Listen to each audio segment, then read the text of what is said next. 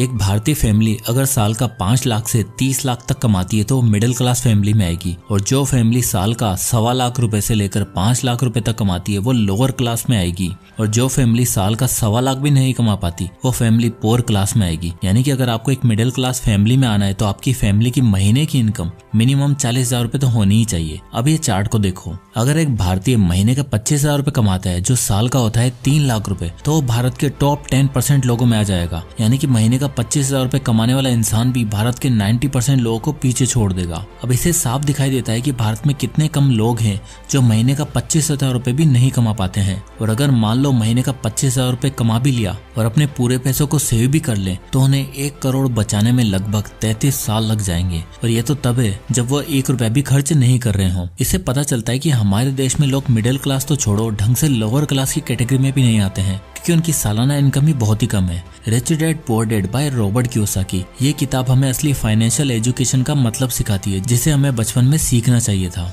But ना तो हमारे स्कूल और न ही हमारे टीचर ने ये सब सिखाया। अमीर लोग अपने बच्चों को पैसों के सीक्रेट्स बताते हैं, और जिन्हें इन पैसों के सीक्रेट्स के बारे में नहीं पता उनके लिए ये किताब एक वरदान के बराबर है। इस वीडियो के खत्म होने तक मैं आपसे वादा करता हूँ कि आपने जो इतने सालों में नहीं सीखा होगा वो आज आप सीखने वाले हो। और इस वीडियो को पूरा देखने के बाद आप दुनिया के केवल उन गिने चुने लोगों में आ जाओगे जो इस रेट रेस की जंजीरों को तोड़कर अमीर बनना चाहते हैं, लाइफ में कुछ ऐसा करके दिखाना चाहते हैं जो शायद बहुत कम लोग इसे करने की सोच पाते हैं, और सही मायनों में फाइनेंशियल फ्रीडम क्या होती है आज आपको पता चलेगा। So let's begin.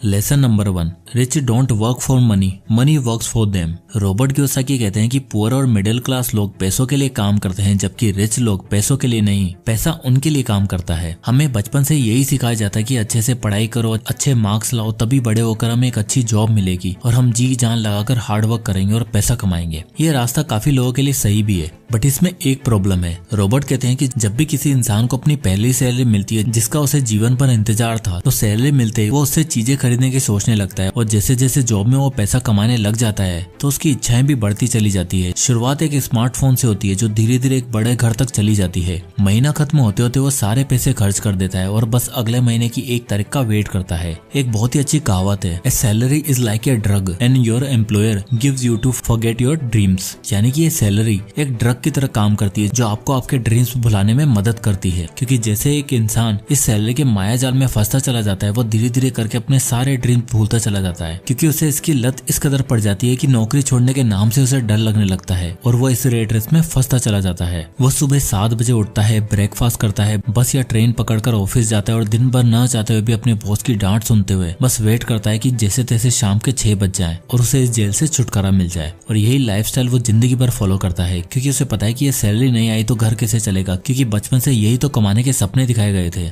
इसलिए वो हमेशा एक पुअर और मिडिल क्लास में फंसा रह जाता है। जबकि दूसरी तरफ एक रिच इंसान कभी भी इस सैलरी के जंजाल में नहीं फंसता। वो चाहे अपने शुरुआती दिनों में स्ट्रगल कर लेना, कम पैसों में गुजारा कर लेगा, लेकिन जब एक बार वो अच्छे से पैसा कमाने लग गया तो वो अपने टाइम का खुद मालिक होता है। वो दूसरों के बताए हुए अनुसार टाइम पे काम नहीं करता, बल्कि वो ऐसे एसेट्स बिल्ड करता है जो उसके लिए काम करते हैं, और जब वो सो भी रहा होता है तो भी उसके एसेट उसके लिए पैसा कमा के देते हैं। इसलिए रॉबर्ट कियोसाकी कहते हैं कि आपको अमीर बनना है तो आपको अपने पैसों को काम पर लगाना सीखना होगा, ना कि उनका गुलाम बनकर काम करना है, नहीं तो आप भी कभी भी इस रेट रेस से बाहर नहीं निकल पाओगे। Lesson number 2, financial literacy. दोस्तों, अगर आपको लगता है कि स्कूल हमें अमीर बनाना सिखाता है तो आप गलत है। स्कूल में हमें दुनिया भर के सब्जेक्ट्स तो पढ़ाए जाते हैं, बट वो हमें एक एम्प्लॉय बनाना सिखाते हैं, ना कि कोई बिजनेसमैन बनाना। और यही कारण है कि दुनिया के मोस्टली लोग रेट रेस में फंसे रहते हैं, क्योंकि हमें कोई ढंग से बताता ही नहीं कि आखिर अमीर बनना कैसे है, फाइनेंशियल एजुकेशन क्या होती है। इवन अगर आप आज भी लोगों से पूछोगे कि क्या उन्हें फाइनेंशियल एजुकेशन का मतलब पता है, तो बहुत से लोगों ने तो ये फाइनेंशियल लिटरेसी का नाम पहली बार सुना होगा। और यही कारण है कि हम कभी भी पैसों को ढंग से मैनेज ही नहीं कर पाते। रॉबर्ट कियोसाकी कहते हैं कि it's not how much money you make, it's how much money you keep. यानी कि ये फर्क नहीं पड़ता कि आप कितना पैसा कमाते हो, जबकि ये फर्क पड़ता है कि आप अपने पास कितना पैसा रखते हो और उन्हें इन्वेस्ट करते हो। तो रॉबर्ट बोलते हैं कि फाइनेंशियल एजुकेशन को समझने के लिए आपको ये जानना होगा कि दुनिया में पैसों को लेकर 3 तरह के लोग होते हैं। पहले पुअर पीपल, दूसरे मिडिल क्लास और तीसरे रिच पीपल। अब इन तीनों तरह के लोग अपने कैश फ्लो के कारण इस कैटेगरी में आते हैं। तो सबसे पहले आते हैं पुअर पीपल। इस कैटेगरी के लोग काफी मेहनत करते हैं और बड़ी मुश्किल से पैसा कमाते हैं।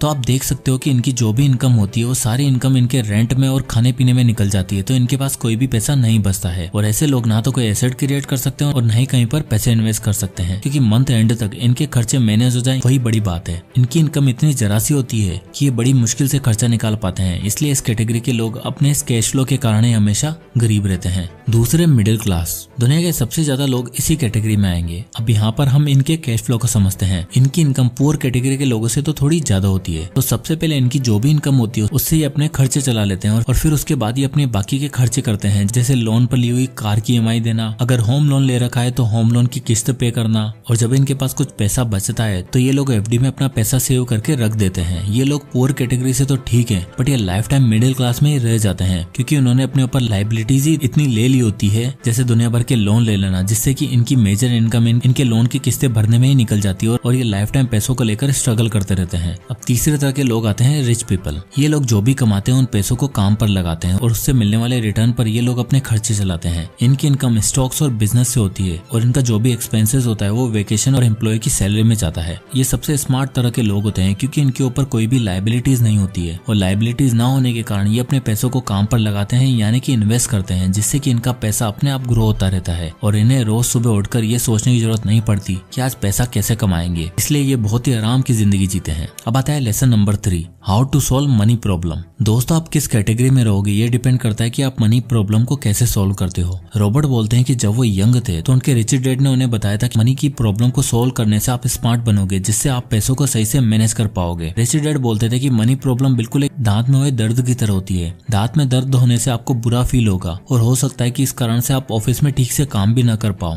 और आपका बॉस फिर आपके ऊपर चिल्लाएगा, और अगर आप डेंटिस्ट के पास नहीं गए तो ये दर्द और भी बढ़ता चला जाएगा और जिससे आपको बड़ी बीमारी हो सकती है, जिससे आप काम पर जाने लायक ही नहीं रहोगे। और अगर आप काम पर नहीं जाओगे तो पैसा कैसे कमाओगे, कैसे घर चलेगा, आपके खर्चे कैसे मैनेज होंगे, और एक दिन आपकी जॉब भी चली जाएगी। और हमारी मनी प्रॉब्लम भी कुछ इसी तरह की होती है। जब हमारी पैसों की प्रॉब्लम छोटी होती है तो हमें लगता है कि क्या ही फर्क पड़ता है, सब ठीक हो जाएगा, और धीरे धीरे ये प्रॉब्लम बढ़ती चली जाती है। एग्जाम्पल के लिए आप कुछ खरीदने के लिए क्रेडिट कार्ड का इस्तेमाल करते हो। अब स्टार्ट में तो आपको लगेगा कि क्रेडिट कार्ड का बिल आराम से चुका दूंगा, लेकिन एक के बाद एक लोन छोटे से बड़ा लोन में कन्वर्ट हो जाता है और कुछ टाइम बाद हम अपने आप को इस जाल में फंसा हुआ पाते हैं। और जब ये प्रॉब्लम बहुत बड़ी हो जाती है तो इससे निकलना हमारे लिए इम्पॉसिबल सा हो जाता है। इसलिए आप अमीर बनोगे या गरीब ये डिपेंड करता है कि आप पैसों की प्रॉब्लम को कैसे ठीक करते हो। अब आता है lesson number 4, they know how money works. Robert Kiyosaki कहते हैं, one reason why rich entrepreneur are getting richer because they have extremely high financial IQs। Financial IQ यानी आपकी पैसों को लेकर समझ कैसी है, आप कैसे पैसों को खर्च करते हो, कैसे सेव करते हो और कैसे उन पैसों को इन्वेस्ट करते हो। और high financial IQ over the time सीख के डेवलप करी जाती है। बट वहीं एवरेज और गरीब लोग बहुत पीछे रह जाते हैं, क्योंकि ज्यादातर लोगों को सही फाइनेंशियल एजुकेशन नहीं मिलती, क्योंकि वो अपनी फॉर्मल एजुकेशन को ही ज्यादा प्रेफर करते हैं। पढ़ो लिखो, अच्छी जॉब लो, पैसा कमाओ, एक बजट के हिसाब से खर्चा करो, अपनी इनकम का थोड़ा पैसा सेव करो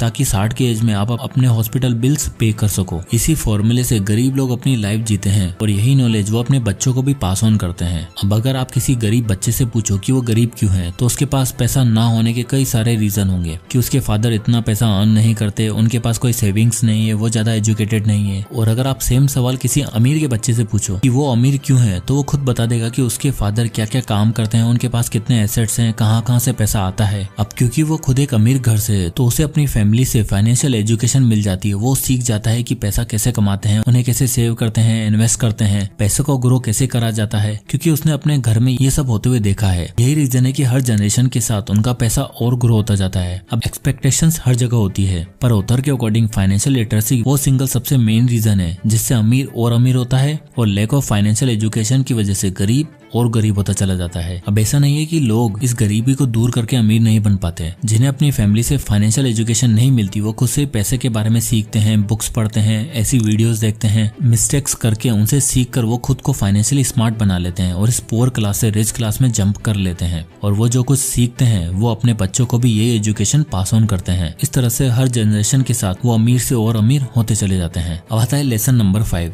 everything is not risky. Robert बोलते हैं कि अक्सर लोग जो चाहते चाहते हैं वो हासिल क्यों नहीं कर पाते? क्योंकि सबको लगता है कि लाइफ में एवरीथिंग इज रिस्की। लोगों को लगता है कि हमें तो बस एक जॉब करनी है जिससे हम सिक्योर रहें, कहीं अमीर बनने के चक्कर में हम सब कुछ लुटा ना बैठे, और इसी जॉब सिक्योरिटी के चक्कर में वो कभी कोई एक्शन ही नहीं लेते। रॉबर्ट के रिच डैड बोलते थे कि अगर तुम अमीर बनना चाहते हो तो तुम अभी जो सोचते हो, तुम्हारी जो अभी थिंकिंग है, तुम्हें उसका एग्जैक्ट ऑपोजिट सोचना होगा, तुम्हें अपनी सोच को बदलना होगा। रिच डैड बोलते थे कि अगर तुम जॉब सिक्योरिटी के बारे में सोचते रहोगे तो तुम लाइफ टाइम हार्ड वर्क ही करते रहोगे, और इससे तुम नहीं तुम्हारा बॉस अमीर होता जाएगा। और अगर तुम अपना बिजनेस बिल्ड करना स्टार्ट करोगे तो स्टार्ट में हो सकता है कि तुम्हें परेशानियों का सामना करना पड़े, लेकिन बाद में तुम्हें काम नहीं करना पड़ेगा और तुम्हारा पैसा तुम्हारे लिए काम करेगा। और जब बचपन में रिच डैड ने यह लेसन रॉबर्ट को बताया था तो रॉबर्ट का सवाल था कि ऐसा करना रिस्की नहीं होगा क्या? इस पर रिच डैड बोले कि तुम्हारे पेरेंट्स पैसे बचाने के लिए क्या करते हैं? इस पर रॉबर्ट बोले कि वो सेल का वेट करते हैं, और जब सेल होती है वो नए कपड़े, जूते, ये सारी चीजें सस्ते में ले लेते हैं, जिससे वो काफी पैसे बचा भी लेते हैं। यहाँ तक कि जब फूड की सेल होती है तो सस्ते में मिल रहे खाने को भी फ्रिज में जमा करके रख लेते हैं। इस पर रिच डैड हंसते हुए बोले यानी कि तुम्हारे पेरेंट्स पैसे बचाने के लिए बहुत हार्ड वर्क करते हैं। तो रॉबर्ट बोले कि हाँ, क्या आप ऐसा नहीं करते हो क्या? इस पर रिच डैड बोले कि हाँ, मैं एग्जैक्टली ऐसा ही करता हूँ, बट तुम्हारे पेरेंट्स अपना फ्रिज भरने के लिए सेल में चीजें लेते हैं और मैं अपना पोर्टफोलियो भरने के लिए चीजें सेल में लेता हूँ। मतलब मैं ऐसे इन्वेस्टमेंट करता हूँ जो मुझे सस्ते में मिल रहे होते हैं और उससे मैं अपना पोर्टफोलियो भरता चला जाता हूँ। और यही डिफरेंस है कि तुम्हारे पेरेंट्स हमेशा पैसों की कमी होने से परेशान रहते हैं और हार्ड वर्क करते हैं, जबकि मैं बिना काम किए भी अमीर होता जा रहा हूँ, क्योंकि मेरी रियलिटी तुम्हारे पेरेंट्स से बिल्कुल अपोजिट है। तो अगर तुम्हारे पेरेंट्स इन्वेस्टिंग को रिस्की ना समझे तो वो भी मेरी तरह सेम चीज करके अमीर बन सकते हैं, उन्हें बस अपनी सोच को बदलना होगा।